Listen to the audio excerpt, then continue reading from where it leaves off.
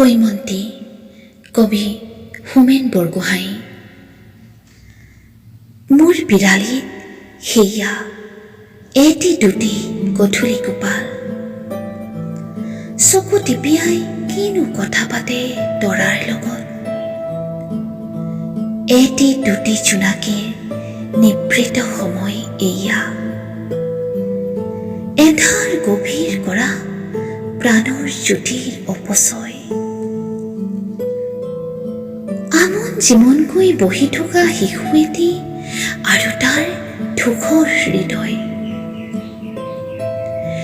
মোৰ বিৰালীত আমি কেউটিয়ে গধূলি গোপাল তৰা জোনাকীয়ে একো কেনেপাতি কথা বহি থাকো বাট চাই পদূলি মুখলে। এইটো সময় নিজকে গভীৰভাৱে নিৰলে পোৱাৰ, নিজকে চোৱাৰ। অচিন গাঁৱৰ বা ধূলিৰে ধূসৰ হ'ল ঘৰমুৱা পথিকৰ উঠাটো খোজত। দেউকাত সানিলৈ সোণালী ৰ'দৰ কিৰণ এজাক বগলী উৰি গ'ল। বিশাল ছায়াৰে তাৰ গাঁও ভুঁই পথাৰৰ নিজন বুকুত ৰাখি উভতি অহাৰ অংগীকাৰ। মোৰ পদূলিৰ সেয়া এজুপি বকুল, তাৰো সৰে চকু পানী। প্ৰাণৰ সঞ্চয় সৰে, কাণৰ পাপৰি সৰে, এটি দুটি পকা পাত সৰে।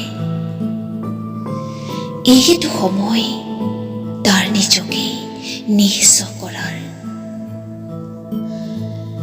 প্ৰাণৰ নতুন অংগীকাৰ মৰণৰ দেউলত ৰচা হয়। মোৰ বিৰালীত বহি কথা পাতো আমি। এটি দুটি বুঢ়া মেথা আহে, ধপাত চিৰিং জ্বলে মুখে মুখে। আমজীৱনকৈ বহি থকা শিশুটিও আহে কাষ চাপি। কোলাত মূৰটো গুজি লাগি শুনি থাকে আছো হোৱা কথা। মাহৰ বতৰ কাৰ অপাভূতে গ'ল, ধানৰ পথাৰ কাৰ চন পৰি ৰ'ল।